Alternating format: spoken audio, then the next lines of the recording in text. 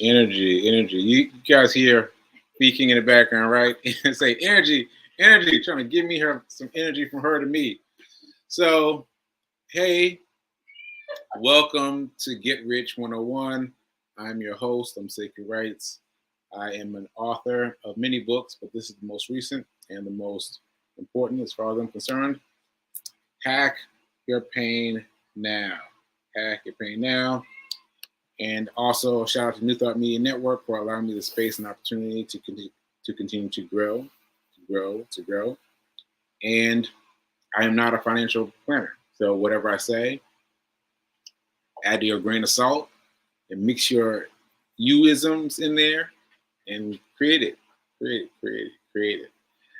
Okay, so you guys heard speaking, trying to give me some of her energy. So the reason I'm a little stuck on energy just now is because I was on tilt again. So on tilt, for those of you that don't remember, on tilt means to be agitated or hype or some kind of energy, like you've got some extra energy. Because I was on tilt Friday because I was reminded that I do well with weekend hustle. Right?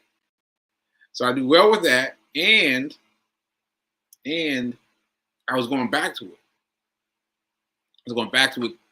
This past Friday. I was like, all right, I'm going back to my safe space, my safe zone. But then I grabbed too much stuff. I bought 3 different stocks. Now, those of you who have been watching the show, you know I say buy one stock. Not 2, not 3, 1. And I was like, I bought 3. Man, and I knew I went against my own rules because I checked my rules book, and my rules say go with one. So I need to read my rules in the morning before I trade. That's what I need to do. Every morning before I trade, I need to read my rules, right? All right. So anyway, so today I was like, I don't know, because over the weekend there have been some movements, and basically, they were all south. By south, I mean they were going down on the candle. They were going red. I was like, there was one. Let me rephrase that. If I had picked one stock instead of 3, if I had picked one stock instead of 3, I could have made it out. I could have made it out positively because it was green. It was green for like maybe 2 seconds. And I could have got it then instead of fooling around and then it going south on me. Because 2 out of the 3 went green. I was like, oh, which one? Which one do I choose? And by the time I chose one, they're both red. And I was like, So I know what I did. That's the most important thing. I know what I did wrong. I selected 3 instead of selecting 1. That's my first problem. My second problem is that, that really comes with buying 1 instead of 3, is you have it all up on your phone ready to go. See, if I would have had it all up on my phone ready to go, I just hit the button. Just hit the sale button and go. Nelson's trying to encourage you by running through the house. Trying to help me out. So anyway, so that's what I have to say. And also, one of the stocks is halted. Can you see that? It says gray halt. Now, I don't really know what that means. But I tell you that I put an order to sell on this one because it's already holding way below where I bought it. So see my blue line up here, and it's down here.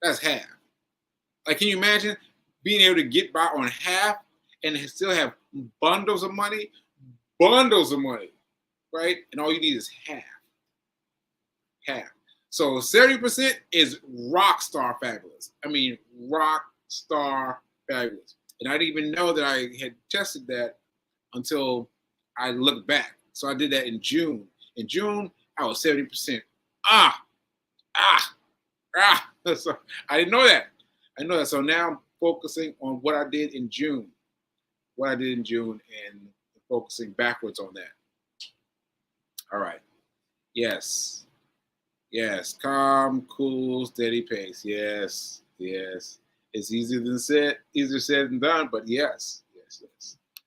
All right. Let me see what else I got in terms of comments. Yep. Let nothing or no one outside you dedicate your mood or energy. Yes, V. Yes, V. Okay. Oh, and this is a good reminder. Any day you're alive is not a bad day. Yes, it's not a bad day. It's not what I wanted in terms of stocks, but I'm still alive. I'm still alive, and I'm still learning. I'm still learning. I'm still learning fast. I'm still learning fast. Because once again, when you'll hear me say it again. In June, I did 70%. That is crazy. As 70% is crazy. People in the industry talk about people that got 70%. Like 70%. That dude got 70%. That's crazy. So the fact that I got 70% is nuts. So I'm going to get back to 70%. I'm going to go back to 70%. All right? You heard it here first. You heard it here first. All right. All right. So that's it. Let's move on to the other stuff that happened this weekend. Let's do the affirmation. I'm so happy and grateful to be a multi-millionaire in every area of my life. I am so happy and grateful to be a multi-millionaire in every area of my life. Ashe, ashe, ashe. Okay, so this weekend, we were watching stuff, and I got caught up on this one thing. I got caught up because of the place. I got caught up because this place was supposed to happen on Nantucket Island. And I was like, Nantucket Island. It sounds familiar, but from way back in my memory banks on the other side of the stroke. And I was like, where's Nantucket? And Nantucket is right there next to Cape Cod. So there's Cape Cod, which is the muscle, right? And then off of Cape Cod, there's Martha's Vineyard, an island. And then off of Martha's Vineyard, there's another island called Nantucket. And I looked it up. I was like, oh, wow, this is great. Now, I've never been to Nantucket. Not that I believe. I don't think. I got to check with my parents. But I don't think I've ever been to Nantucket. But I read about it, and I got involved in this show about it. It's called The Perfect Couple. The Perfect Couple. Which, again, is kind of a lie about what it's about. But it's kind of perfect to what it's about also.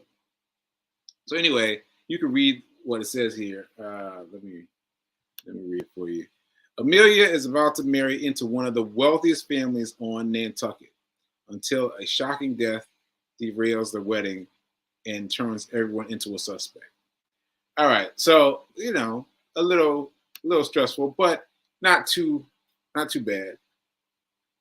And I was following very eagerly the things about the island, the things about the family, the wealthy family, because now I'm looking for clues in the way Hollywood presents rich people, because they're not presenting them accurately. They're just presenting them with some veil. So anyway, what happened is I found out that this family has lived on the island for 5 generations. They've lived in the same house for 5 generations. Like 5 generations is an incredible amount of people. I mean, that's an incredible amount. Like, think about your family, your parents, your parents' parents, parents, parents, parents, parents, parents, parents, parents, parents, like 5 generations. That's crazy. That's it. That's an amazing amount of time. So there's that. And then one of the people in the line before the current person who's living there, the current husband, was a gambler. And so he sold off some of the land, and so it's gotten smaller, but it's still gorgeous. It's still got lots of space, lots of space. And so he's supposed to have traded it off. And also, there's one scene that really stuck with me. That's when the son asked the father for a loan, right? He asked the father for a loan. Now, mind you, he's going to get his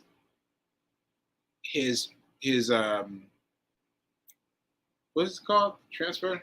Inheritance. He's about to get an inheritance soon, right? He's holding on to his inheritance. And so he's holding on to that, and he's just trying to hold on. And then he's asking for a loan to help bridge the gap between now and the time when his inheritance comes. And his father responds with a story. And the story is about being able to go out there and put your money all on something. Put your money into something. He was talking about a boat, but put your money into something and believe in that, not let it float down to the bottom, right?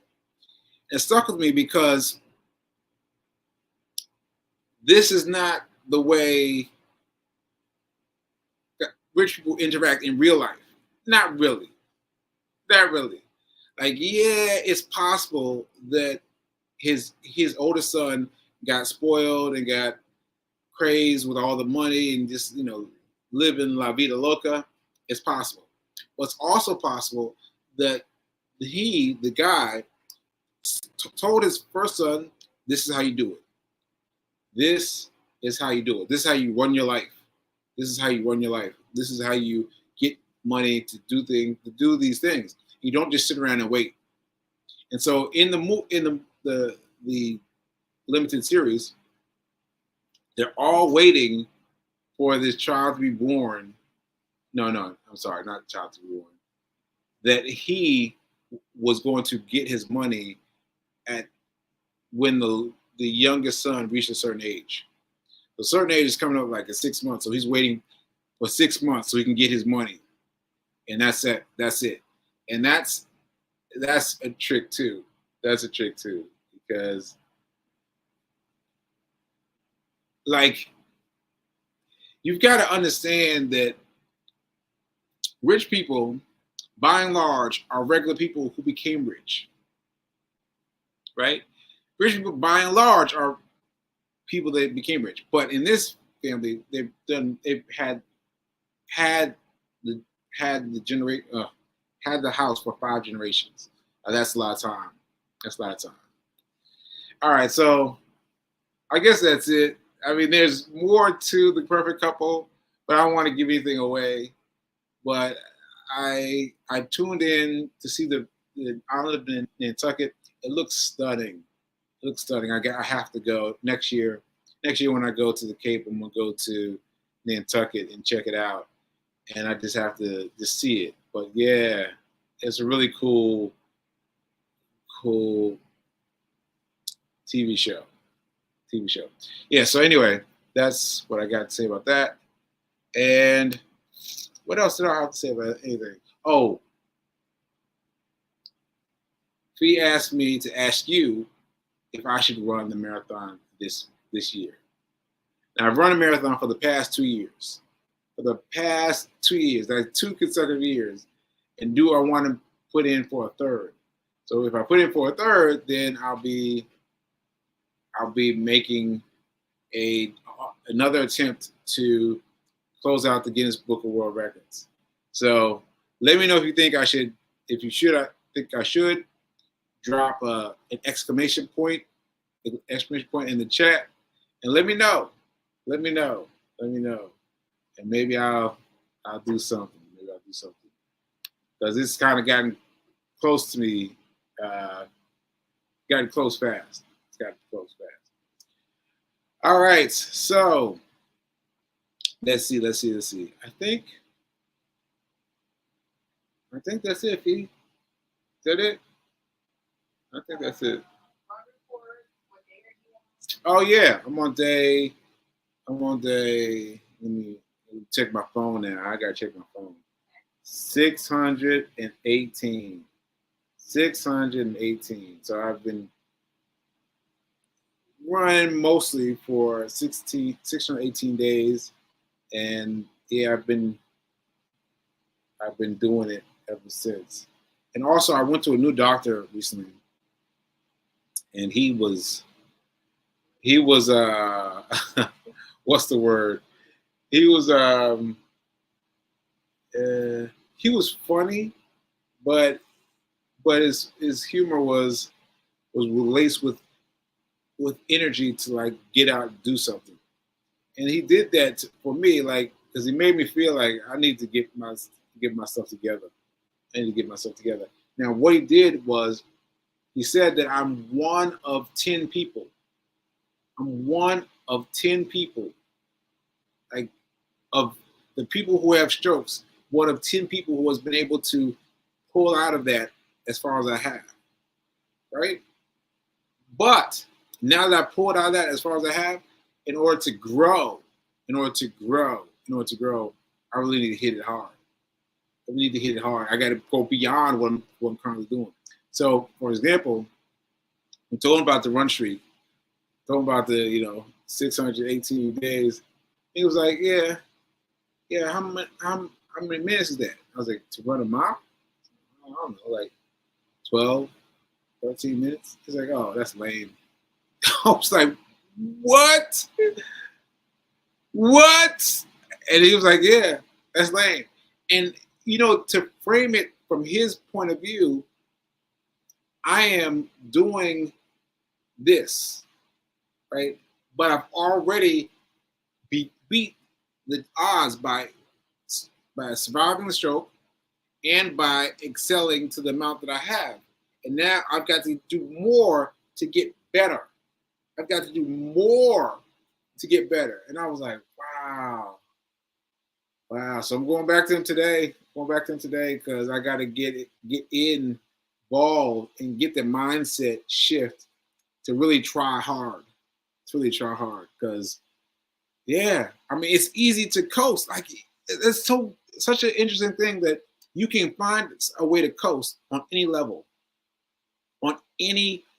I can be running 618 days in a row and still find a way to coast on that level.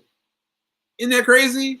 To find a way to coast on that level, it's like, it's crazy. And then to push harder is an intense thing.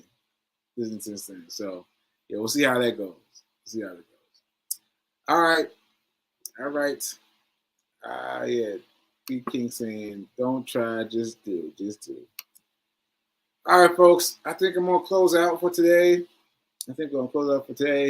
Drop your ones in the chat if you feel like I should do the marathon this year, and we'll find out what's happening with that.